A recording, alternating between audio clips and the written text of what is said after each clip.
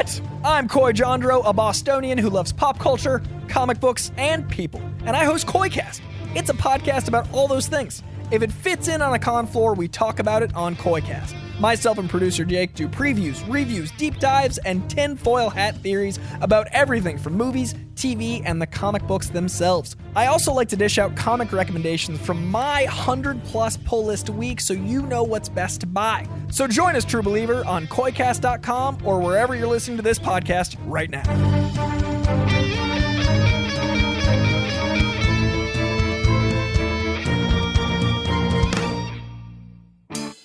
It's the greatest mystery in literary history. A divisive question with highly contested answers. Who was the writer behind the pen name William Shakespeare?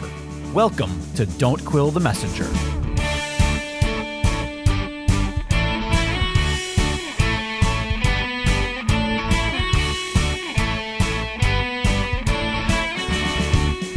Here's your host, Stephen Sable.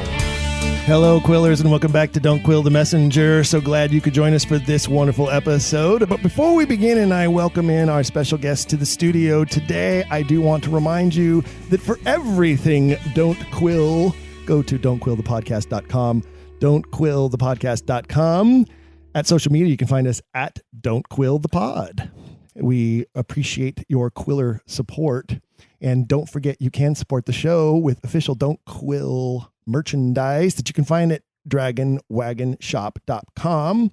Get your swag on at the Dragon and find yourself some Don't Quill merchandise. I'm wearing my Don't Quill t-shirt right now as we speak during this episode recording. And today in the studio, I'd like to welcome two special guests. They are both actors. Yes, I know. No actors or dogs allowed. That was really a thing in this country, actually. At the turn of the last century, there were signs on eating establishments that said no dogs or actors allowed because actors were notorious for skipping out on their bill and were as about desirable in a restaurant as a dog is. Oh, wait a minute. Today, you can have both actors and dogs in a restaurant sitting right next to each other. In fact, some actors bring their dogs to restaurants nowadays. Anyway, I'd like to invite to the episode Hilary Weintraub, who is an actress and member of the Archway Theater Company and has done multiple productions with me. And then also on the other side of me, I have Alex Wendel, and he has been in one of my Shakespearean productions. And we did that on purpose because today our two actors, one who has worked with me several times in the past and one who has worked with me very recently, but only once, are both in here today to talk to me about their perspective of the Shakespeare authorship question and what it's like to work with an Oxfordian director and whether it's made any difference to them at all, intrigued them, changed the way they looked at the plays, their approach to their work as artists. That's what we're going to talk about today on the podcast. So let's do it. Fire away, all gang. Right. What do you got? What do you got for me? Shoot it at me. Well, I think first and foremost, thanks for having me. I'm happy to be here amongst the Quillers. I think the authorship question is important to me because any insight that I can get into the text, the syntax, the humanities behind what I'm working on, especially in the canon, it behooves me to know as much as I can about the author and what he was seeing and what his intentions were. So for me, it is a very important question. And the more time you spend doing or working on stage as a Shakespearean performer, the more it becomes evident that there's just no way that this guy in this little town on the banks of some river wrote these plays. It's just not possible. The number of the amount of education required, the places this person had to have been, the rooms this person was in, the people this person met, there's just no chance that I don't care how elite within the community at Stratford Mr. Shakespeare was. He just would not have been able to, he wouldn't have the education. He wouldn't have the wherewithal. You know, a lot of Stratfordians would call you a snob for saying that. Well, it really was self-revealing. It just became more and more obvious the more time I spend with the language, with the plays. it becomes very clear. And I've traveled to Stratford upon Avon. Like when I was in my early 20s, I wanted to go see the home of Shakespeare. That was important to me.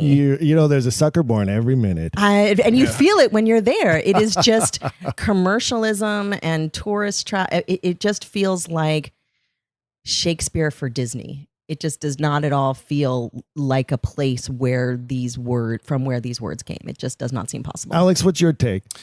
Yeah, I recently had finished graduate school, and I was listening to one of your episodes about how in academia this idea of authorship isn't taught a whole lot. And I was thinking back, and I go, I don't know as if it ever came up in my academic life, other than passing comments about like Marlowe and things like that. This idea of it being anyone other than Shakespeare himself. And then I thought back to every other class that I had taken that had to deal with a particular author. Like maybe I was taking a Chekhov class. His background and the life of Chekhov was 50-50 with the text itself on what we were being taught. Absolutely. Whereas even in undergrad and graduate school, I don't think I ever questioned authorship. It didn't seem like something that anyone wanted to bring up other than passing conversation. This is a new thing to me. So for listeners out there, I'll be coming at this from the perspective of someone with a new piquing interest in this topic. That's fantastic, and that's exactly why we wanted you to be here today, Alex. Also because you have an inquiring mind and you like to ask questions. Yeah, we spent a lot of time backstage. Steven and I, in the current production that we are working on, spent a lot of time backstage together because I'm kind of his character's lapdog. And and if you've listened to previous episodes, Steven can definitely go on an opinionated stint on something. What? And I know, gasp. And so me just sitting back there, it's the easiest way. No idea what you're talking about. Yeah, when you're doing parts 1 and 2 of Henry, there are times where we're sitting backstage for like an hour, and that's the quickest way to pass the time. Is let's poke the bear. We do have a grip of time backstage when we're like, okay, the war will be over, and then I get to go on and die in a little while. Because we're working on Henry IV. But I want to touch back on something that you mentioned, though, that I think is crucial to your approach when you mentioned Chekhov. Because obviously Chekhov's works are so autobiographical in nature, and we can understand the works and the impetus behind them so much better when we look at his life and the details of his life. As an actor, does that matter in performing Chekhovian roles? Absolutely.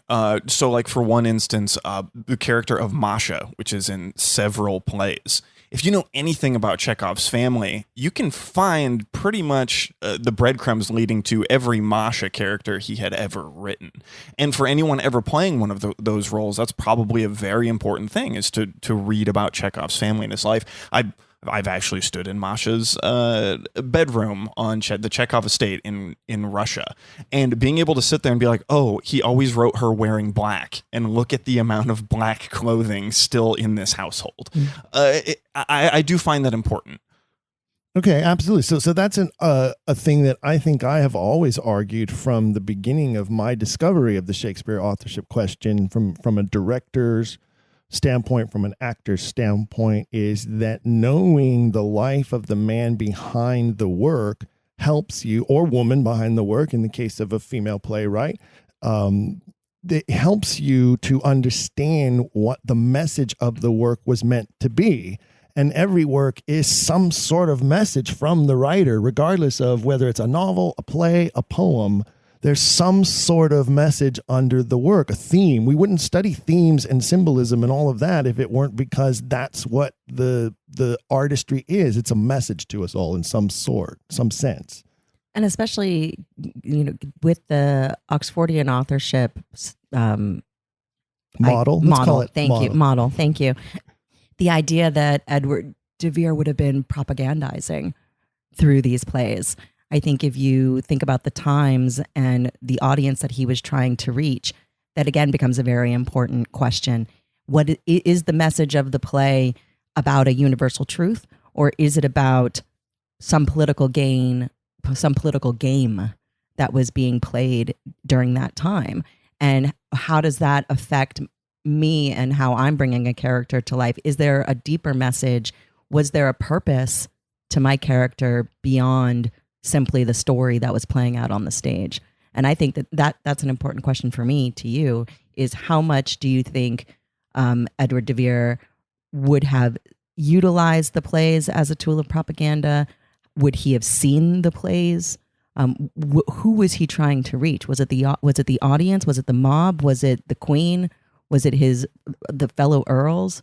Who was he trying to reach? The answer to that is yes. Sure. No, I mean, truly, I mean, that's a kind of a glib response, but the answer to that, to all of those, is yes. And it depends on the play. It depends on the scenes in the play. Certain characters are created specifically to send a message to certain people, and certain characters are created just for the entertainment of certain people with no message really at all, except for to make them laugh. Because that's what writers do. They write, we talk about, whenever I do a Shakespeare presentation for students, I always love to use the term over their heads. I always will say something particularly that I hope will be over the heads of most of them. And then I'll say, I see that just went over your heads. And then I tell them that is a reference to the way theater seating was back then, with the aristocracy and the wealthy people of means sitting up at the top in the balconies, and the groundlings, fashioned by guess who, down there on the dirt standing against the stage. And that certain lines, certain jokes, certain scenes, certain characters are designed to go over the heads of the groundlings on purpose, to be aimed at those people sitting in the upper echelons. And certain stuff is meant to be thrown right on the floor because it's trashy body humor and he wants them to be entertained as well. But I think that every play, whether its origins were as a court performance first and then later became a piece for public posterity, or whether their origins were for the public particularly, I think every play includes messages to all levels. And when you talk about propaganda, I like to say that the Shakespeare canon, especially the history plays, is one of the greatest propaganda machines ever in the history of the world. And it's proven fact that Queen Elizabeth granted a £1,000 annuity to Edward de Vere. And it's a very interesting little document where she grants this through her signature and seal. And the phrasing of it, and I'm butchering it, I wish Bonner Cutting were here because she's excellent on this point. But the phrasing of it is so particular, and it basically says that there shall be no accounting made for the money. Mm. And the way it's phrased is it doesn't just mean no financial accounting, meaning he doesn't have to give an expense report for how he's spending it, but that there is no accountability for how it is also used. So in other words, if he's using it to write these propaganda pieces, he cannot be held accountable for what they contain. Mm. And it's the key reason, I believe, why the writer Shakespeare is never called in to account for anything he writes, no matter how subversive, no matter how quasi-treasonous, no matter how scandalous or salacious it is. He, of all writers, is never called in to account for it, even on the eve or days after the Essex Rebellion, when we know that a production of Richard II was paid for by the conspirators. They do not call in the author to say, what did you know about this? Because he doesn't exist as a person. And all the writers at the time would have been in the Tower at some point, right? I mean, many of them. Ben Jonson twice. Right. like the first poet laureate of England was twice thrown in the Tower and once tortured for writing for what he wrote. That's right. So I'm curious. You're talking about to go back when you're talking about over their heads on everything. That Some of the things that were being written were going to the people up in the balcony, and some of the scenes were written towards the people down below. Now, with this Oxfordian theory, presuming it was written by somebody who, if they were going to watch a show, would be up in that upper echelon himself. How does writing for these groundlings how does that fit into this theory? How would he know that culture and that how to propagandize these people down below and speak their language? That's what I find interesting, is if we have a man like Shakespeare who wrote it, how did he know how to write for the people in the balconies and vice versa? That's an excellent question, Alex, and there's a really wonderful answer for that. The Earl of Oxford maintained a home where he kept a variety of writers as like a stable of writers. I like to say he was like the first studio executive who, like, he was the first Louis B. Mayer who was like, I'm going to get the best writers, I'm going to get them all in a room, and they're going to write me some movies. And it kind of was like that, right? And these guys all came from different walks of life. They weren't all noblemen like him. In fact, many of them depended on him for their salaries, and he paid for them to live there and to write. And so they helped contribute all of the different aspects of the different levels of society, because they came from different levels of society themselves. I think it's probably one of the best explanations as far as the commoners, the common folk. Yeah. But also keep in mind that as a person of nobility, you have servants who are commoners. You have hundreds of servants who are commoners. Mm-hmm. And our guy Edward was quite the playboy. And not unlike Prince Hal in Henry IV, spends a lot of time at the taverns, at the brothels, having a blast. Yeah. And in the streets, I would think, Certainly. In fact, there is the famous incident where some of his men and some of Thomas Knivett's men had a brawl in the streets. And there's evidence that De Vere suffered a wound for which he then walked with a limp for the rest of his life after one such encounter. We find that reflected, of course, in Romeo and Juliet. Thrice, the Duke says, thrice have you disturbed our streets. Well, there were 3 notorious conflicts between these two families, all over Edward de Vere knocking up Thomas Knivett's cousin and Vavassor, and the scandal that caused. So, that there again, there's now the next time you're in a production of Romeo and Juliet, how much different will you approach that moment in the play armed with that knowledge? Well, I don't have Romeo and Juliet coming up, but I do have a production of Othello that is coming up at Long Beach Playhouse that I was just cast as Amelia in. That's opening in August. And I wonder about the author's feeling towards women, in that when I'm looking at this language, Amelia is a very conflicted character, but more broadly, he writes some incredible women in his work. We have both powerful women and weak women and funny women and cunning women. Edward de Vere had tumultuous relationships with his wife, with the queen, the playboy everywhere. Just anybody in that. First of all, anybody in the position to have had that close and intimate relationship with Elizabeth I of England. Right. That in itself, I can't even imagine like how that affects you and changes you, especially from a young age, becoming a ward of the queen at such a tender young age when he loses his father. And that relationship with that one woman alone is so tantamount to the relationships that men and women have in the plays themselves throughout the whole canon. So what would be what do you think is important as an actress to bring to the stage for him? What is he expressing about women? Because they're vast and varied. Well, in Othello, where we see this jealousy played out, where we see Othello falsely convinced of his wife's infidelity, and then we look at the life of Edward de Vere and how he was convinced of his wife's infidelity by a very close friend of his, a man named Roland York, who convinced de Vere that his wife Anne had an affair with another courtier poet, by the way, who was accused of the affair. And for 5 years, he refuses to acknowledge her or the baby.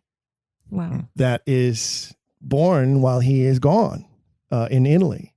And it's not until the end of that 5-year stint when this little girl is 5 years old, where everyone around him is pleading with him to acknowledge this little girl and accept her as his child, that he finally relents and does accept her as the child. And he had always argued throughout that term that they had never consummated the marriage. And what was revealed at the end of that period of time that caused him to relent was his father-in-law admitting that they had pulled a bed trick on him prior to his travels to Italy, concerned that he would refuse to consummate the marriage and making sure that the marriage was consummate. Remember that consummation is such a huge part of whether the marriage is solid or it could be annulled and completely wiped out, right? So you could see how William Cecil wants to make sure this marriage is solid. And apparently, when Edward was in a drunken stupor, thinking he was going to be going to bed with some bedchamber or mistress girl, Burleigh slips Anne in under the sheets. And that's the story. Well, we see that in not one, but two Shakespeare plays. It occurs in Measure for Measure and occurs in All's Well That Ends Well. And both of those plays highly autobiographical when you look at the circumstances involved in his life and in that part of the story. How much of this information about his life would have been public at the time that he was alive? Like that? Would that have been something that was like whispered through the streets and things like that? Very public, very public. His affair with Anne Vavasor, very, very public. The Queen throws him, Anne Vavasor, and the baby, all three into the tower. She's so outraged. She's so mad at him for sleeping with one of her ladies of her waiting chamber and getting her pregnant. Measure for Measure is all about Edward saying to the Queen, everyone's doing it, I just got caught. That's what that whole play is about. And when you put those layers on top of it, you go, no wonder. This play that was a problem comedy, it's called so often, right? Suddenly is not a problem at all when you look at the autobiographical nature of the play, right? How long would they have been up in that tower? I forget the number of months they spent. Eventually, they were all released. Eventually, Anne Vavasor marries another man. The boy is named Edward Vere. He is not allowed to, because he's a bastard, he's not allowed to hold the title Edward de Vere, nor does he become the 18th Earl of Oxford because he's a bastard. But the Queen does give in and relents eventually. But man, she was pissed. And I think she was pissed not only because he was sleeping with one of her ladies in waiting, but because he was sleeping with anyone that wasn't her. That's my guess. Right. Any idea how this lines up, like timeline wise, like him being caught and found out in this and then finding the time to write about it in this, under this theory? Where does that line up? That's an excellent question as well. There is a big brick of time in his life where he withdraws from court. There's a time when he's exiled from court by the Queen. Mm-hmm. And then there's another period of time when he withdraws from court, and he would have had ample time then to be sitting at his desk in Hackney, where he withdraws to, and be able to write or rewrite or clean up or correct a draft of many of these works that then during that time start coming out rapidly in quarto form. So yeah, there's definitely a series there where you can overlay that. And there's some great work that has been done, including Kevin Gilvari in England, who has written a book about the dating of Shakespeare's plays and putting the Oxfordian perspective onto that. And we find that the orthodox dating of the plays is ridiculous. It's absolutely ridiculous. When you look at what years some of these early versions first came out, the guy in Stratford would have been like 10 years old when some of these first source drafts are mentioned in the record. Early versions like The Taming of a Shrew as opposed to The Taming of the Shrew. We have plays like that. We have plays like The Winter's Tale. There's an earlier version of that talks about it's the chronicle of a wicked stepmother. I'm paraphrasing it, but basically Shakespeare invented the wicked stepmother with Winter's Tale. And there are other references to other earlier works that we can go, okay, well, that earlier work that was mentioned, but by no one, had to be the first draft of this later work that is printed and is known as Shakespeare's. Right. How's it line up with his death? I read a brief biography removed from the idea of, his potential authorship of Shakespeare's work, and saw, when he had passed, that there were still some plays that were presumably released. But you're saying that the dating of the plays is potentially way off. It is way off. Everything. Here's what we do know. Many of the plays we never see in any form whatsoever that we can discern until the folio of 1623. And that's after both of these candidates are dead. So in that sense, there's some cloudiness to that. People love to point at two plays particularly, The Tempest and Macbeth, are the two that most Orthodox Stratfordians will point to and say, there are references in these plays that are to events that occurred after 1604 and Oxford was already dead.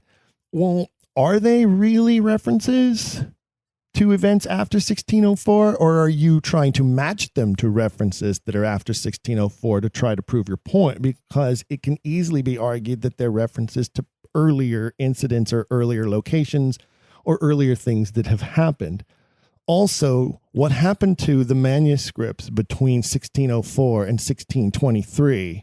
Who had them, and were other revisions and corrections being made at that time by whoever had them? Perchance even the two men who the folio is dedicated to, which are the Earls of Pembroke and Montgomery, one of whom, William Stanley, Earl of Montgomery, is the son-in-law of Edward de Vere, married to his youngest daughter. And oftentimes some people in the Shakespeare authorship question will point to Stanley, the Earl, as a potential candidate for authorship.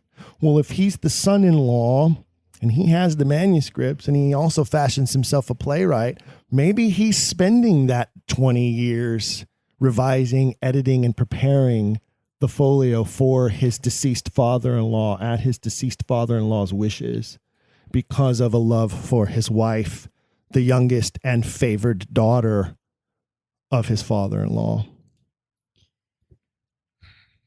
I wonder still about the house that Edward de Vere grew up in and how he was pretty well quashed from finding his craft and finding his art, from what I understand, right? That he didn't really have the kind of freedom to be the kind of writer that he would have wanted to be. That's a very interesting.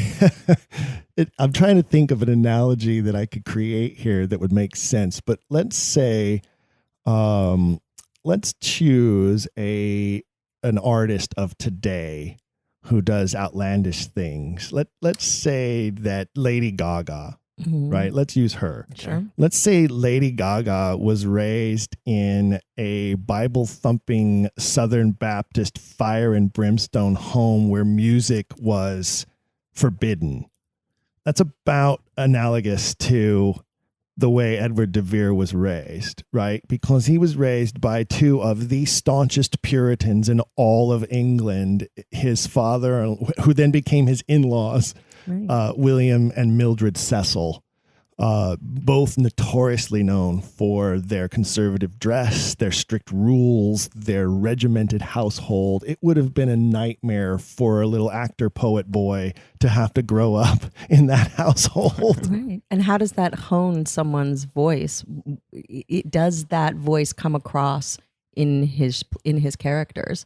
Oh, well, absolutely. And everybody, even the Stratfordians, will admit that Polonius is William Cecil. Sure. Yeah. They don't have an answer for why a writer would get away with that kind of lampooning of the most powerful man in England. Unless by someone who is not being held to account. That's exactly right. Unless there can be no accounting made of what he does with the money. Well, that, I imagine, created some family tension. To say the least. And then, and then he refuses to marry the man's daughter. He didn't want to marry Anne. They grew up together. For all intents and purposes, their relationship had to be much more brother and sister than it was anything else. Sure. And yet he was forced into the marriage. He argues, by the way, she's beneath me. Right? He's a commoner. William Cecil is one of the greatest. People like to talk about the Shakespeare story as being the greatest rise to power from nothing to somebody. And that's the wrong one. The real great rise to power is William Cecil, from a commoner to the most powerful man in England. And you can argue that all day long if you disagree with me, but he's the king if there could be a king while she's queen. She relies on him completely and utterly. And for that entire reign, until the very end when he dies. And guess what? She dies a year later. She can't live without him longer than a year. And she dies. Well, I think she trusted him more than she trusted the other nobles around her. Maybe he's the father figure she didn't really have, right? Look who her dad was. Yeah, what a great dad. Oh, yeah, my dad beheaded my mother. And accused her of being a witch. That's great. It doesn't really want anything to do with me. Thanks, Dad. Thank you. Yeah, awesome. So yeah, he became this surrogate father figure. And then for the writer, whomever he was, to parody him that way in writing and on the stage and get away with it, there's no way that the Stratfordians could ever explain that one. It's just not possible. And that he would have to sit there and hear it, even though he's a Puritan. Mm-hmm. If it was performed at court, he watched it. He had to have watched himself get lampooned. I'm sure he did. And I'm sure he wanted to jump up and shout, "Lights, give me some lights," and run out of the room as it was happening. Right. Got some shades of Wherein to Catch the Conscience of a King right there. Exactly right. And, there are letters that we have that still exist of De Vere writing to William Cecil, Lord Burleigh. One of the hardest things that I know that people who come into this knew is that all these people have so many damn names. Huh. Right? Yes. He's right. Titles, lots of titles. William Cecil, Lord Burleigh are all one guy. Edward De Vere, Earl of Oxford, all one guy. Henry Wriothesley, Earl of Southampton, all one guy. So you have to understand, and these people would talk to each other. If you've been in a Shakespeare history play, it makes it easier. Right, Alex? Yeah. Because you're playing the Earl of Westmoreland, but your name isn't Westmoreland, even though you were called that sometimes. Neville. But you're actually a Neville. Your last name is Neville if you're the Earl of Westmoreland at that time. So some of that makes it a little difficult for some people. But De Vere writes a letter, more than one, but one particular one, he writes to his father-in-law and says, "Stop spying on me. You're a freaking spy. Stop spying on me." He quotes the Bible. He quotes the Old Testament. He says, "You want to know who I am? I am that I am." He uses God's words at his Puritan father-in-law to say, "Hey, stay out of my private affairs, you snoop." And then on the stage sends him a warning. This kind of thing could end in your demise. You could end up dead from spying too much on people. Right. What do you do with a rat? Right. Imagine Burleigh sitting through that, watching that. And it's twofold, because it's not just that it's him and him being skewered in front of court. It is an affront to him and his soul. Right. I mean, because he hates theater. He hates the theater. Right. He hates the arts. Hates anything that has to do with the arts is irreligious. They try to shut it all down as much as they possibly could. Should he, feel affronted by this? Who was he attributing that to at the time? because he didn't. Presumably under this theory, he didn't know he this had was. to know. Oh no, they knew. De They Vere, all right? knew. They all That's knew. the thing. People say, "Oh, you're a conspiracy theorist because you believe in the Oxfordian, because you believe that they were able to keep this whole thing a secret." No, it was not a secret at all. In fact, there's a great new book out by one of our previous guests that's been on the program. We're going to have him back for another episode to talk about this book. But Professor Brian Wildenthal has written a book about the early authorship doubts and where we can find evidence that people of the time knew what was going on or doubted the truth of the name William Shakespeare or made references to Edward de Vere, including one very famous one, which is, he's working on stuff if we could only figure out what it is. Again, I'm paraphrasing, but there's a direct quote in writing. I believe it's Francis Meres. And he says, the Earl of Oxford's working on all kinds of things if anybody could just find out what it is. Mm-hmm. Are there any documents or anything like poetry or anything along those lines left behind with his name on it? Oh, of course, yes. In fact, there's another book that just recently came out, Professor Roger Strittmatter just put out, that's all about Oxford's early poetry, what we call juvenilia, right, is when we have stuff that was written in in an artist's younger life. And you can see the lines in the poetry, the word usage, the imagery particularly, that then is later reflected in references in the plays, right? Where certain phrases become other phrases or are used over and over because they're popular to his mind. So yeah, we have that. And that's one of the things that we talk about a lot, that I think that opens the eyes of people too, is you have this guy who is known to be a great playwright. Other playwrights say so. He's known to be a great poet. Other poets say so. He's also known to be the Queen's champion jouster, 2-time champion in the tilt yard. He's also known to have the best leg for dance, and the Queen loves him best as a dancing partner. There's something. Mm-hmm. And his appreciation and acumen for music is also noted, all in Edward de Vere. He's the dandy of the court for a time. And then it all comes crashing down because he's an arrogant playboy, and he basically self-destructs in a lot of ways. And thank God he did, because it all comes out in these magnificent plays that we as actors get to explore and portray these characters, Saying some of these are like the spirals of a man losing control. Absolutely, they are. There's no doubt about it. Absolutely, they are. We talked about, so I was saying, I got a little sidetracked, but I was saying he didn't want to marry Anne Cecil, right? She's a commoner. So what does the Queen do? She grants William Cecil a barony, elevating him to Lord Burleigh, and turns to Edward and says, "Now what's your complaint?" Because she's the Queen and she can do that. You're going to marry this girl whether you want to or not. So he says, "Fine, I'll marry her." He marries her, but I'm not going to consummate the marriage. I'm leaving for Italy, which, by the way, is treason in itself. You can't just run off to a foreign country without permission of the Queen when you're a high-ranking member of court. Why are you going there? Are you going there to collude with that other nation against us? Yeah, but what happens? He's allowed to stay for 16 months. If you're the Queen's lover, I imagine that becomes one of the licenses that you are granted. But when she sends note, "You will return," he gets on a boat. Yeah. And he comes back.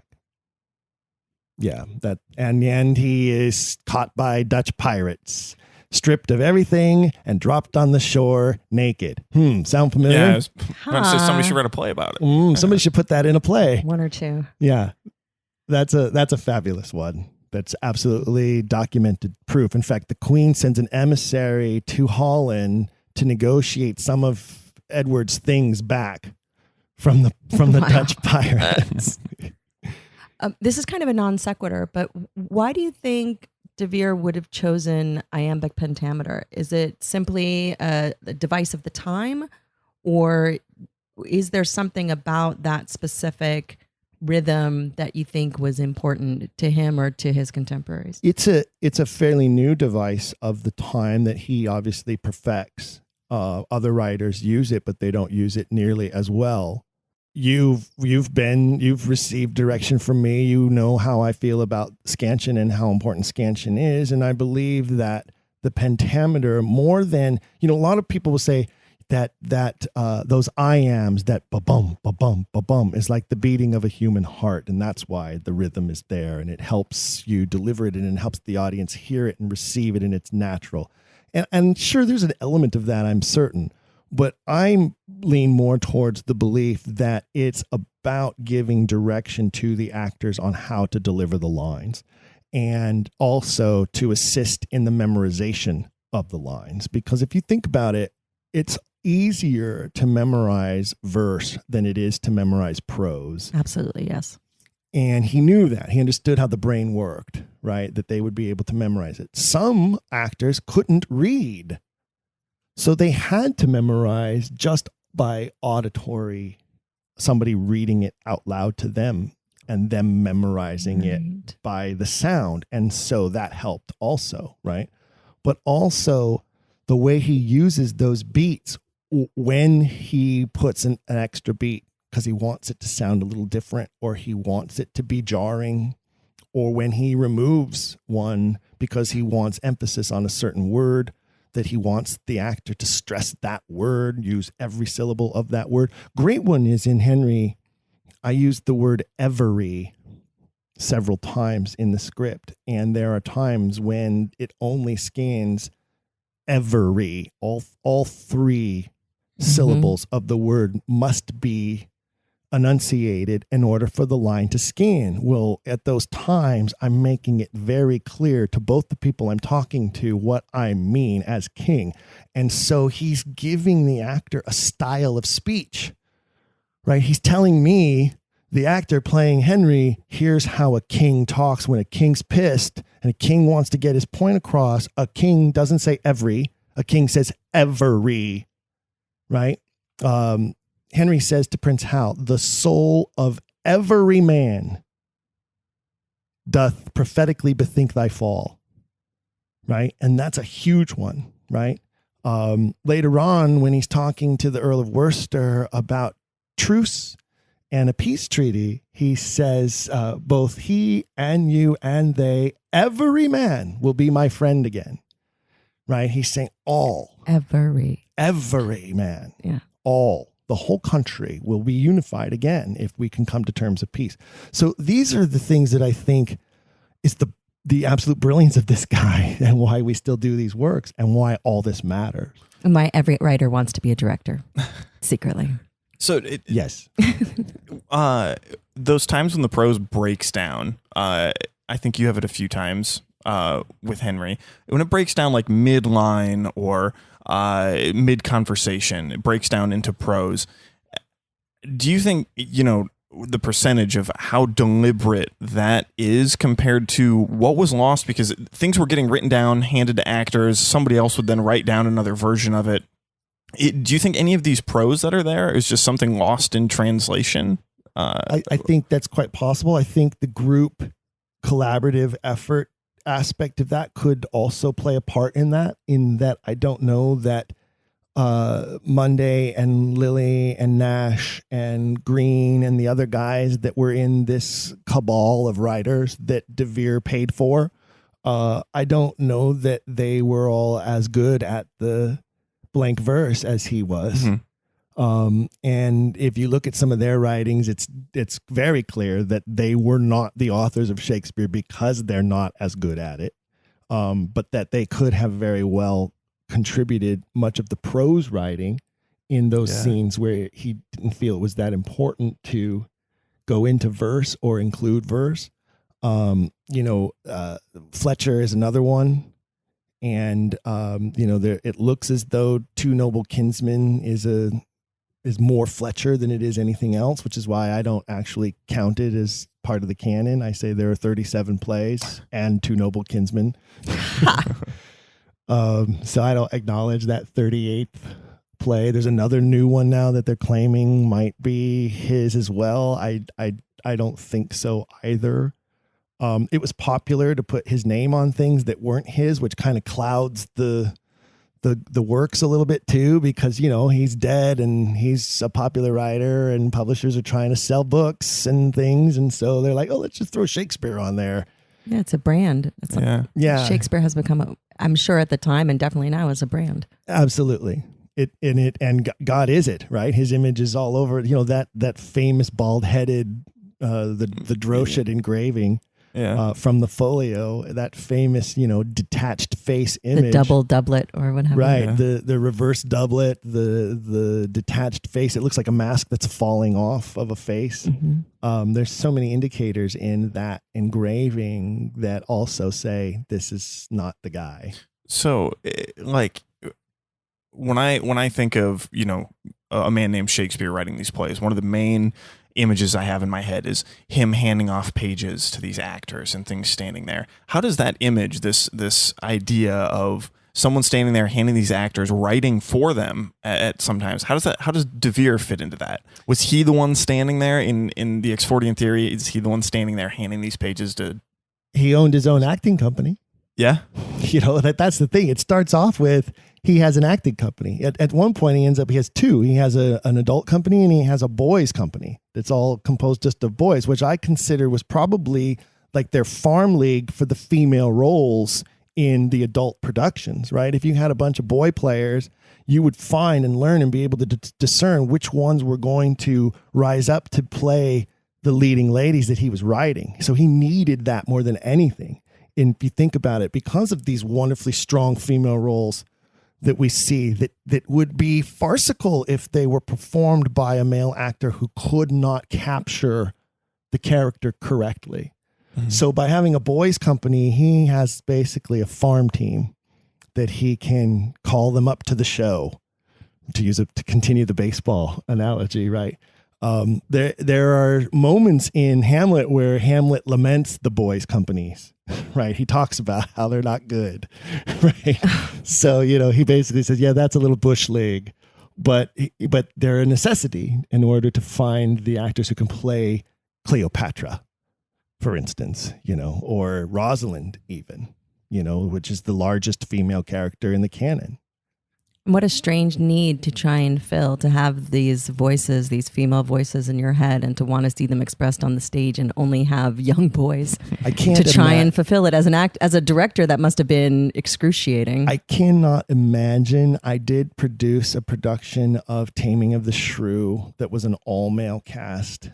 And we were lucky enough to have men in those female roles that made it work tremendously well. But again, that's not an easy casting. And it's a much easier casting today, in today's day and age, than it would have been then at all, by all means. So back then, is there any documented public opinion on these men on stage? Obviously they didn't want the women on stage, so they had boys do it. But were these boys ever affronted off stage, or do we know what the public opinion in the streets were of these? They were highly regarded and highly loved. Really? And you could make pretty good money being known for playing the female leads. There's a great play. It's called Complete Stage Beauty. Yes. It's a magnificent play, and it's about the Restoration period when women are finally allowed to take the stage, and the transition that occurs is particularly for one actor who is famous for playing female roles and sees the writing on the wall that his future is over, that women are going to now play the roles that he used to play, and he's done, and he's got to figure out what to do. There's a film version of it too called Complete. It's just called Stage Beauty. It's a film version of the play. It's an excellent film. It follows the script quite well. But that's far down the road from the period of time that we're talking about. That's after Cromwell and everything. So at the time that we're talking about, you needed to have these acting companies in order to fulfill the roles in the plays that you're writing. And De Vere was one of the most prominent sponsors of actors and writers both, and musicians too. I believe he has more pieces of music dedicated to him than anybody else of the time as well, from composers. He was a muse himself. He was, and he is accounted so by others who write about him, who say, Edmund Spenser in The Faerie Queene writes about Oxford and says that the muses love him and the muses' children love him. Well, who are the muses' children? All these artists that he is sponsoring and paying for and supporting, who all dedicate works to him throughout his lifetime. I wonder, I also a little bit of a non sequitur. Sure. That's why we're here. Yeah. Most of the time that certainly the performances that I've done for you have all been set in a classical setting, classical time of the time.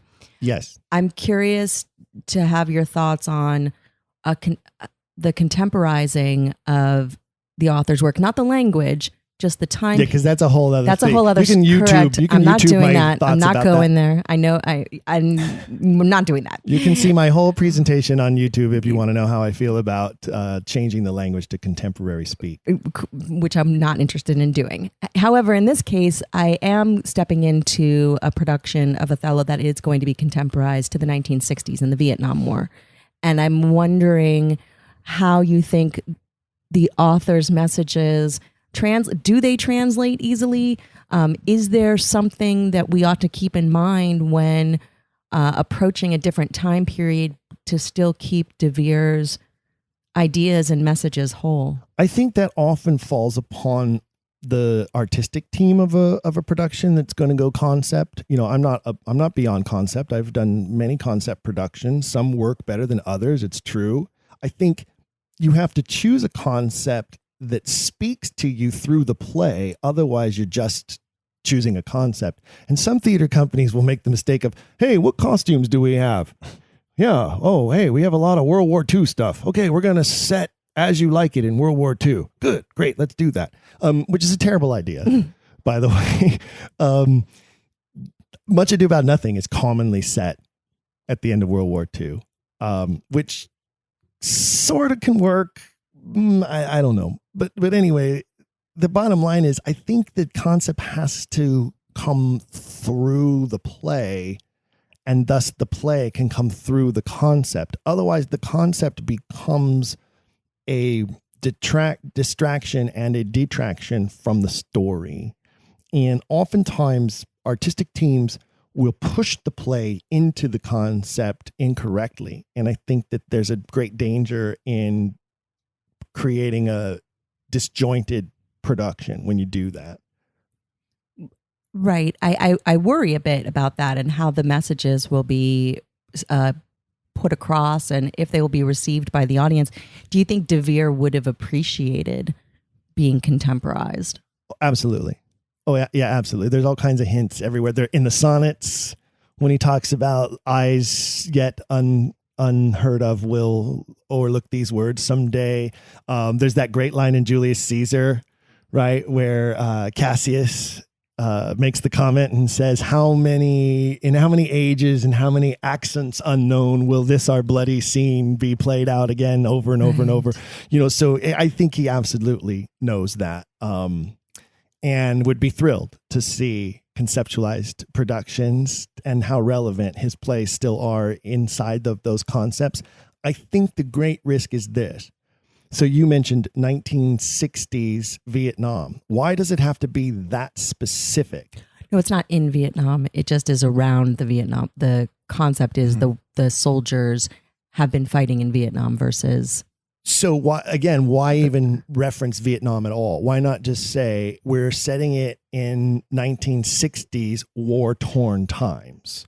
You know what I'm saying? So that way it's much easier because it's not Vietnam, it's Cyprus. You know, a lot of the action takes place on the island of Cyprus. Well, how does that fit into a Vietnam War kind of setting? You It's know what humid, I mean? maybe. They're both humid. Yeah, like that. You know, so I think setting it in a time period, and there is a war, because obviously he's a general, and that's why they call upon him. They need him for war. I think using uniforms from that time period and setting it in that time period conceptually without mentioning any specifics is probably safer bet than to say, you know, it's the Vietnam War. Because what are they doing in Cyprus then? You know? Sure. And yet it's still an applicable story. Yes. And so, you know, any war would serve, right? You could make it the Serbian War. You could make it Desert Storm. I saw a production of Troilus and Cressida that was Desert Storm at Oregon Shakespeare Festival that worked actually quite well. There were elements that they threw into it to support the concept that were not necessary and detracted from the story. But that was artists being artists for artists' sake. Stephen, in all the Shakespeare plays that you have done, which I can't remember the number you gave me the other day. 24 titles, more than 60 productions, 24 different titles. Rather than throwing somebody else under the bus, do you have any conceptual versions of those plays that you've done? Any concepts that you did that you look back at and you're like, man, that didn't work? I don't, because here's what I can say. I have one production in mind where I replicated a concept and it didn't work well in that venue. Mm-hmm. But then when I replicated it a third time in a venue more like the first venue, it worked extremely well again. So I took Titus Andronicus and I put a vampire concept on it. I know you're laughing. Like, right. That's out there, right? Like, I turned Titus Andronicus into a vampire story. He laughed. I didn't laugh. He was laughing. I've done that 3 times. I've produced that play 3 times, and all 3 times with that concept. Twice in a black box theater and once on a big grand amphitheater stage. It failed on the big grand amphitheater stage because it was just too broad a space for a concept like that. Was this like Transylvanian vampire? Like, why do they have to be Transylvanian? They were Roman vampires. All right. Right? They were Romans, and, Titus, and look, it's a bloody play. Oh my goodness. They eat each other in the play. And Titus has this great line where he says, Rome is full of tigers and tigers must feed. And it's such a great analogy for what happens in the play too, because it's the Romans and the Goths, right? So in our version, the Romans were the vampires and the Goths were mortal until they were bitten by Rome and converted into Romans, thus converted into vampires. And guess what? They become just as bloody, just as vicious as the Romans who taught them how to be that way. Right. And that's one of the great messages in the play. And so I felt that it helped amplify that message in such a way that it worked. How a conquering force can take someone else's culture away. Superior culture too, right? Unbeatable superior culture who just absorbs everyone and everything around it and teaches them how to be good Romans, which is all about death and killing and sacrifice. And yeah. What do you think it says about our author that he can be so easily transported into different settings and different species? Well, there are some Stratfordians who actually have nailed that on the head the best. Harold Bloom is one of them. Look at his book, The Invention of the Human, right? He basically credits our author with the invention of humanity in the sense that he captures it so well through the canon. There's 230 plus named speaking roles, because outside of like messengers and sailor number 1 and boatswain and that kind of thing, but named roles, like characters that have names. One of those is you. One of those is me. One of those is Alex. One of those characters is anybody who's listening to this podcast right now. You will find yourself in the canon if you look. You're there. You might be several people. And the reason that you're there and the reason that several people are you is because those people are people. They're reflections of real people in his life. They're real characters because they're based on real people, real lives, and real life experiences. And because he had such a wide gamut of real life experiences, like I say, thank God that he self-destructed the way that he did. Because otherwise we wouldn't have some of these wonderfully tortured characters and complex, conflicting relationships. And trips to Verona. Right. And we wouldn't have 13 plays set in Italy if he didn't run away from a wife he didn't want to marry. Right. 13 plays set in Italy. Stratfordians would have you believe that he just loved Italy. No. That doesn't ring true. No, I mean, yeah, exactly. A couple set in France. Oxford went to France. Some set along the Bohemian coast. We know Oxford traveled all through there in his travels. So I think that, there's another one where you go, from an actor's standpoint, some of the artistry in the plays that is taken from those cultures, those countries.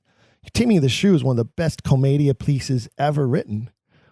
And when I produced that play, I put a commedia flavor on it, if that's the concept, as you will, then. Sure. Ron Mills, a director I work with quite often, he directed a production of Merchant of Venice. When I had my Shakespeare festival out in Redlands, he directed Merchant of Venice for me, and we put a commedia slant on it, complete with masks. And we used those masks to make a separate statement about the message of the play. All of the Christians are masked. The Jews are not. So who's really real here in the story? And at the end of the story, we had Shylock. Well, first of all, when Jessica marries a Christian, guess what? She gets her mask. Mm-hmm. And at the end of the story, Shylock is forced to convert. And the rest of the cast surround him and place the mask on him and make him become one of them.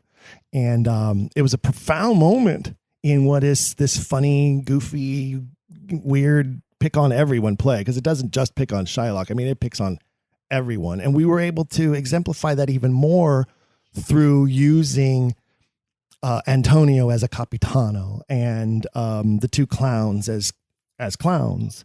So it was a great production because of that extra layer on it. And I think that that's where that play comes from. And I don't think you can write that play if you hadn't actually been to the ghetto of Venice during that time. And there's no way that you're saying Shakespeare could have spent time there. Shakespeare. Right? That's the grain dealer. The grain dealer from Stratford could never have known anything about commedia. No. With an illiterate father and an illiterate wife and an illiterate child, and it just doesn't play. No pun intended. But then when you look at De Vere's travels and you look at how much we know he was exposed to commedia, because he writes about it in some of his letters. And it's interesting because there's this statue in Venice near the Jewish ghetto of that historic period. And the statue is called Gobo. And it's sort of like this stone golem. And then you get this character in The Merchant of Venice, Lancelot Gobo, who's the clown. And like, there's no way you would have known to do that if you hadn't actually stood there and looked at that statue. There are quite a few other references to other works of art in some of the plays that you cannot have mentioned unless you were in that location looking at that piece of art that P.S. did not exist on the internet. It only existed right there on that wall until centuries later. And probably not available for public consumption. No. In very wealthy households or in the homes of royalty. Venus and Adonis is one of the famous pieces. Shakespeare specifically mentions Adonis's bonnet. He's describing a very specific painting by the painter Titian. Titian did several Venus and Adonis paintings. He only did one with a bonnet, and it only exists, guess where?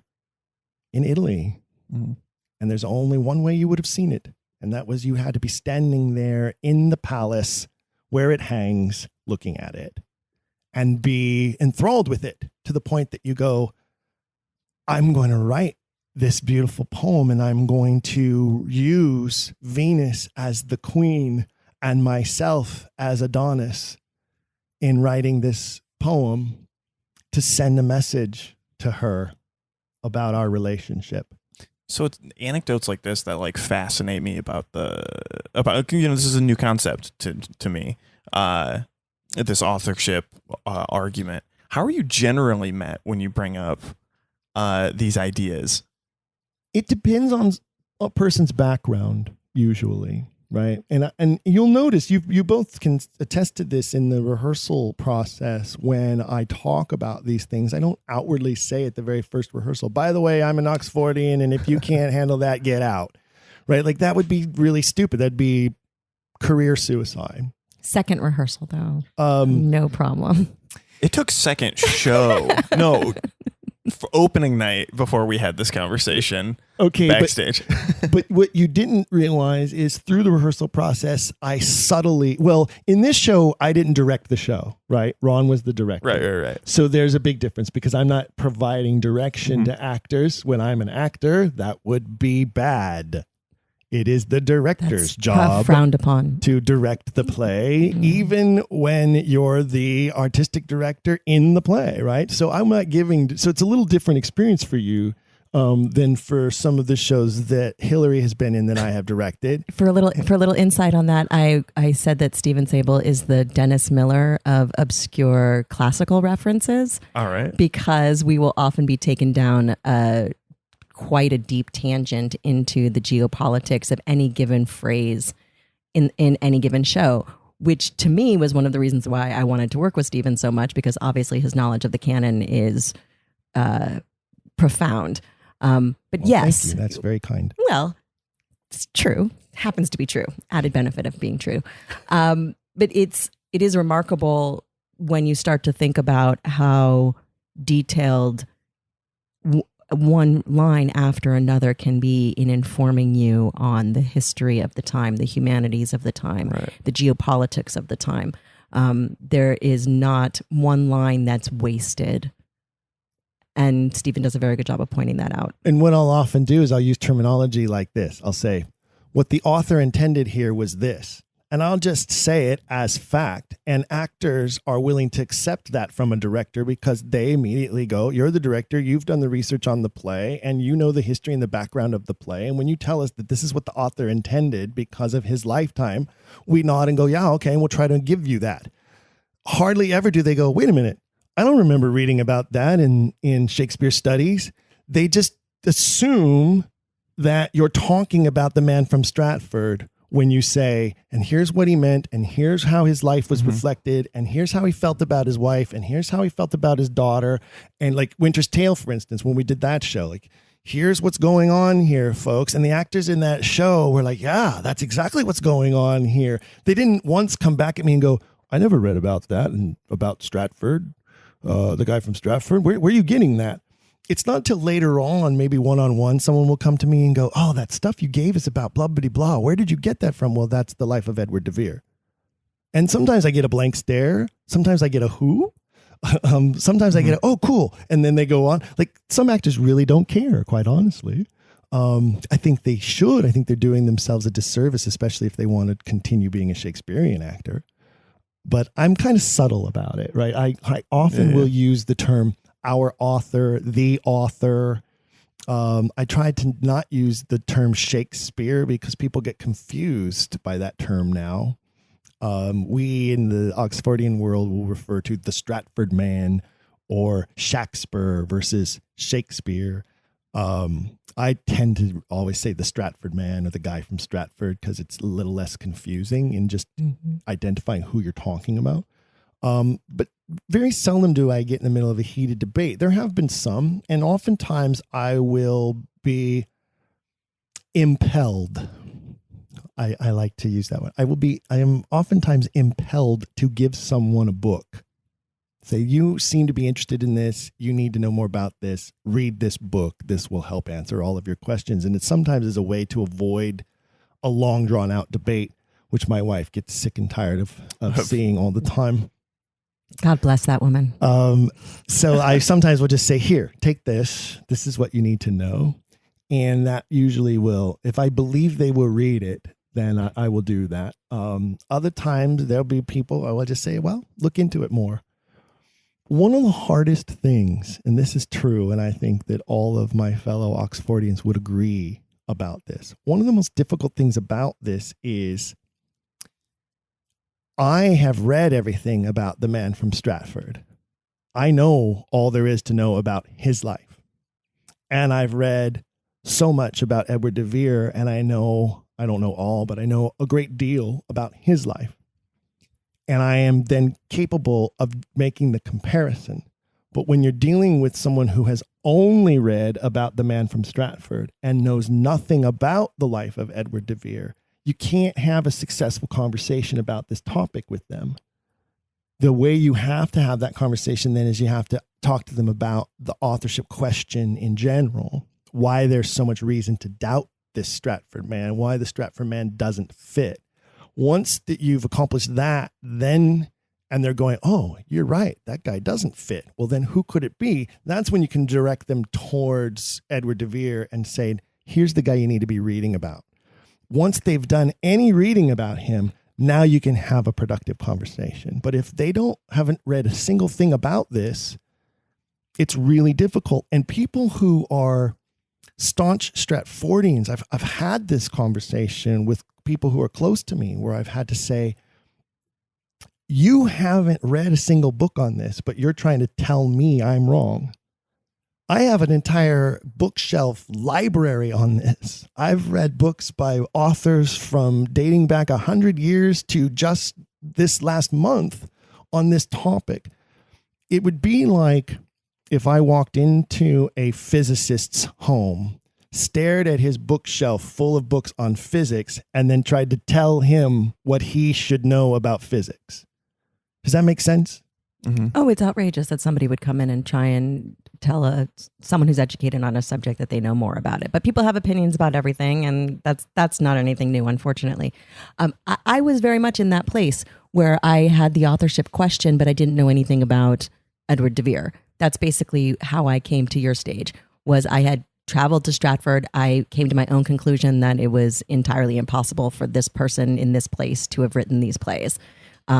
Just standing in Shakespeare's, quote unquote, Shakespeare's house, it becomes very, very clear that our author did not live here, did not come from this place. There's no amount of deductive reasoning that will allow someone to make that leap. Because it's clear, rational thought. It's clear, rational thought. I thought that was enough of an answer for me, that, you want to know what? I don't know. I know that this guy didn't write it. I don't know who did. Maybe it was a group of people. It doesn't really matter. Whoever it was a genius, right? That's sort of just how I've lived most of my life when approaching the canon, until I got on the stage to do it. And then it becomes clear that, no, it really does matter who wrote it, the context of the time that person was living in, the relationships that they were having, the history. It plays in so profoundly into the plays that I just don't think that someone can perform them adequately without having a greater sense of who the author is, and in this case, who it strongly seems like is Edward de Vere. Well, and before we wrap up this episode, one of the things I think would be great to touch on is the most recent Shakespeare work that we worked on together, which was A Midsummer Night's Dream, which is one of the most accessible plays. So our listeners are familiar with it. They know the basic story. It's one that's done all over the place, all the time, some places every year, over and over and over, because of how accessible it is and how enjoyable it is. You played the role of Titania. Yes, in that production, typecast as goddesses. It happens. Go on. Just spoken like Queen Elizabeth herself. Go on. Who we had a lot of discussion about. That's who Titania represents, is the Queen. And then we talked about, and also with Eric, who played Oberon, that my interpretation is that Oberon represents Edward de Vere in many ways, and the struggle between the two of them over this boy is essential to the play and understanding the play. Beyond that, though, getting into the humorous parts of it is the relationship between Titania and Bottom. And when I'm directing that play, I explain that Bottom is a parody of Alençon, the Duc d'Anjou, who is the Frenchman that the Queen came sort of close to actually thinking about marrying. So much so that pamphlets were spread to prevent it. And I think when you see the play and you understand that that's what's happening, that the writer is saying to the Queen, don't marry this French asshole. I think then suddenly you have such a great understanding for those moments. You see how funny they were meant to be. They become even funnier for you because you realize that this is a lampoon of a real person. And no wonder he is referring to the fairies as Monsieur, which doesn't make any sense until you realize that he is literally making fun of a Frenchman on the stage in front of us. So tell me a little bit about how those things enlightened you in your process. Well, I think bringing Elizabeth through Titania was my greatest goal, was to try and bring that sense of regality and being pulled in different directions by different spirits, by again, her love for her husband, and yet her frustration with him, her being enamored with Bottom, and recognizing that there's a she's being pulled in a lot of directions, but if she's not with her Oberon, with the author, the world is in chaos, and when she is with him, all is well. And so if she could get herself back to that place where she's with him, then her kingdom will be happier, and there will be more love. There'll be all these marriages take place. Everybody's happy when these two are together. And so having these other two people, these real life people and their relationships to inform that bond, I think was very helpful. We had a guest on one of our other podcasts, Hank Whittemore, who's a writer who wrote a magnificent book called The Monument that's all about Shakespeare's sonnets. And he theorizes that Elizabeth and Edward had a child together. And when you look at that, without getting into all the details of that, that's a whole nother episode. But when you look at that theory and this play, A Midsummer Night's Dream, and you see that what Oberon and Titania are fighting over is this little changeling boy. Mm-hmm. Suddenly this big light bulb goes off and you go, oh my God, maybe it's right. Maybe it's true. Maybe it's Southampton. Maybe it is. There are many people who have speculated. That's like I said, it's a whole nother episode and a whole nother conversation. Fair. They call that the Prince Tudor theory. And we'll be doing a separate episode on that, I guarantee, because I know there are a lot of people out there who have heard of this, or they've maybe seen the movie Anonymous. Sure. And Anonymous double downs on that and goes way off the charts with that one just because it's Hollywood. But there is some basis to that. And I think there are clues in some of the plays that point to something like that. And then you get an even greater understanding of the relationship between Titania and Oberon when you look at it from that perspective, right? And why they're having this conflict. So these are just some of the things that I think open up the door for actors when it comes to better understanding some of the characters, some of the plays, and what the messages are and what the themes are, what your character is trying to convey. And it's one of the reasons why I encourage all actors to embrace, if not just the Shakespeare authorship question, because then I know that will lead you to Edward de Vere. I remember, I didn't start as an Oxfordian. I started off as a Marlovian. Yeah, I was gonna ask who threw you into that fire. It was a friend. It was the father of a friend of mine who turned me on to a book called The Murder of the Man Who Was Shakespeare, which is a book about the theory that Marlowe was Shakespeare, that he didn't really die and that he went on to live secretly and write the plays. That's what led me to the whole question. And then that's what led me to reading the sonnets. And really examining the sonnets. And then that led me into the discovery of Edward de Vere. And from there, it was no looking back. It was just so obvious. And as an artist, it spoke to my heart.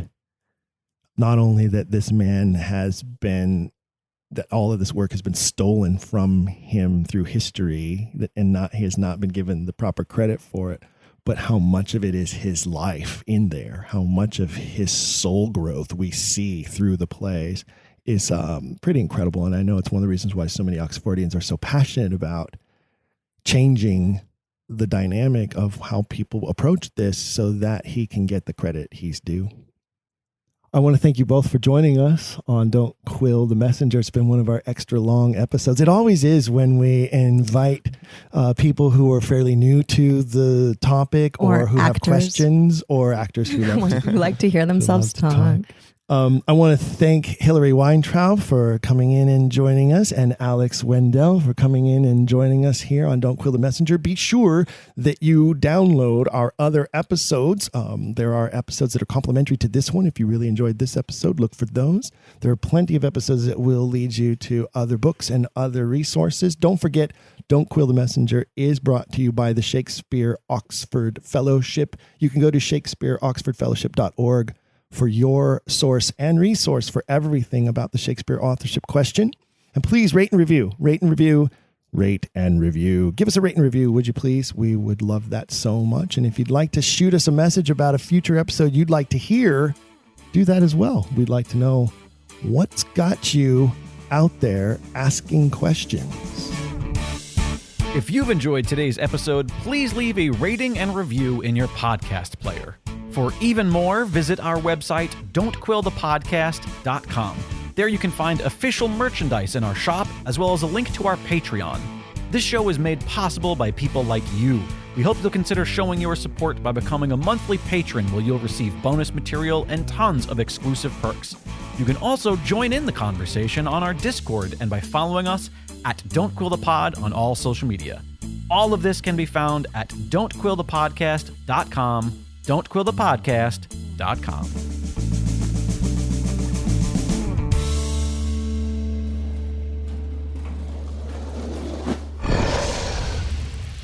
It's Dragon Wagon.